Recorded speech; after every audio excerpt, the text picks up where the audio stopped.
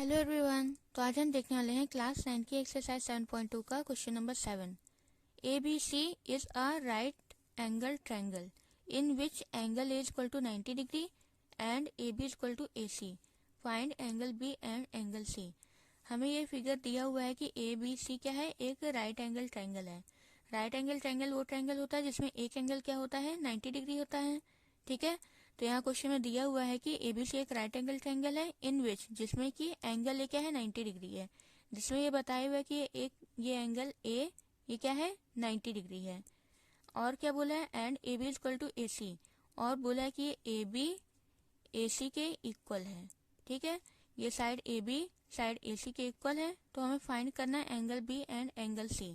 हमें ये angle B और एंगल C इसको हमें फाइंड करना है। ठीक है, तो अब देखिए इसको हम सॉल्व कैसे करेंगे, क्योंकि देखिए ये हमें एक ट्रायंगल दिया है, राइट एंगल ट्रायंगल, जिसमें ये क्या है, 90 डिग्री है। ठीक है, यहाँ पे लिख लेते हैं ये क्या है, 90 डिग्री है। ठीक, और इसके अलावा ये दिया है कि AB AC के इक्वल है।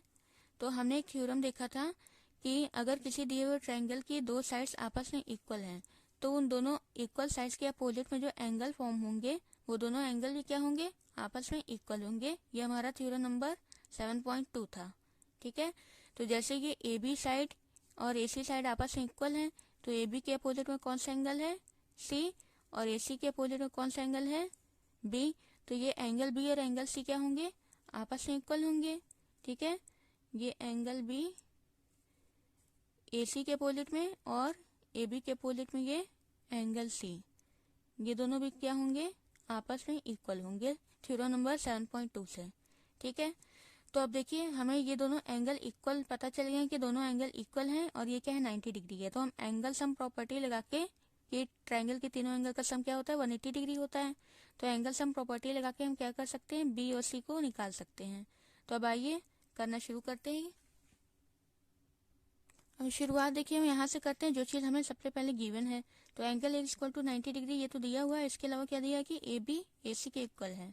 तो हम यहाँ लिखते हैं since AB is equal to AC। ये AB AC के इक्वल क्यों है, ये हमें गिवन है।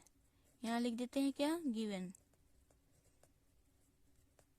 ठीक है, अब हम लगाते हैं थ्योरम नंबर 7.2। AB के अपोजिट में कौन सा एंगल है, AB के अपोजिट में एंगल C है और AC के अपोजिट में एंगल B है। तो क्या हो जाएगा, AB के अपोजिट में एंगल C, यहाँ लिखते हैं therefore angle C is equal to क्या हो जाएगा, AC के अपोजिट में एंगल B।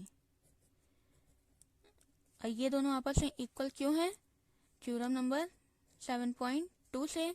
तो क्या था थ्योरम नंबर 7.2 कि किसी दिए हुए ट्रायंगल की अगर दो साइड्स आपस में इक्वल हैं तो उसके अपोजिट में जो एंगल फॉर्म होंगे वो भी क्या होंगे, आपस में इक्वल होंगे। तो अब उसी थ्योरम को हम क्या करेंगे, यहाँ पर लिखेंगे। तो हमने यहाँ इसका रीजन लिख लिया कि angle opposite to equal sides of an isosceles triangle are equal, कि एंगल जो कि इक्वल साइड्स के अपोजिट होते हैं किसी भी आइसोसेलेस ट्रायंगल के, वो क्या होते हैं, आपस में इक्वल होते हैं। ठीक है, अब देखिए हमें फाइंड क्या करना था, B और C फाइंड करना था। तो हमें A पता है और B और C के बारे में ये पता है कि दोनों क्या है, आपस में इक्वल हैं। तो अब हम लगाते हैं इस ट्रायंगल में एंगल सम प्रॉपर्टी। क्या है एंगल सम प्रॉपर्टी, कि ट्रायंगल के तीनों एंगल का सम क्या होता है, 180 डिग्री होता है। ठीक है, हम यहाँ लिखते हैं वी नो दैट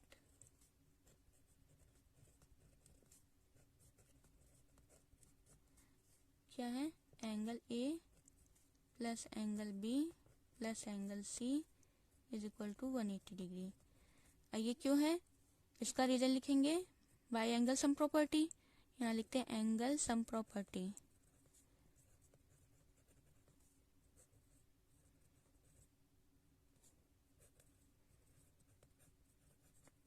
ठीक है, तो अब सबकी वैल्यू पुट करते हैं। एंगल A की वैल्यू क्या है, 90 डिग्री है।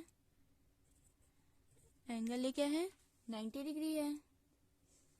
90 डिग्री इसको रख लिया। B देखिए क्या है, B को हम B ही लिख लेते हैं और C को हम क्या लिख लेते हैं, देखिए यहाँ क्या है, C क्या है, B के इक्वल है। ठीक है, तो इसको हम लिख लेते हैं C की जगह क्या, angle B is equal to 90 degree. ठीक, अच्छा अब इस C को हमने B कैसे लिखा, इसको हमने यहाँ ऊपर दिखाया हुआ है। तो इसको अगर हम कोई इक्वेशन ले लें, लिए इक्वेशन 1 ले लेते हैं। यहाँ पे लिखते हैं रीजन फ्रॉम इक्वेशन 1। ठीक है, इक्वेशन 1 से हमने सी की जगह बी लिख लिया। अब इसको सॉल्व करते हैं। ये 90 डिग्री ऐसे ही रहेगा, प्लस ये एंगल बी क्या हो जाएगा, 2 angle B is equal to 180 degree. ठीक है, अब यहाँ से 90 को इधर लेकर जाते हैं। हमें देखिए एंगल बी की वैल्यू निकालना है, तो बी को इस ही रहने देते हैं, 90 को इस साइड ले जाते हैं, तो यहाँ ये प्लस में उधर माइनस में हो जाएगा। 180 डिग्री माइनस 90 डिग्री, तो 2 angle B is equal to क्या आ जाएगा, 90 डिग्री। तो यहाँ से अगर एंगल बी की हम वैल्यू निकालें तो 2 इसके साथ मल्टीप्लाई में है, वहाँ क्या हो जाएगा, डिवाइड में हो जाएगा, तो आ जाएगा 45 डिग्री।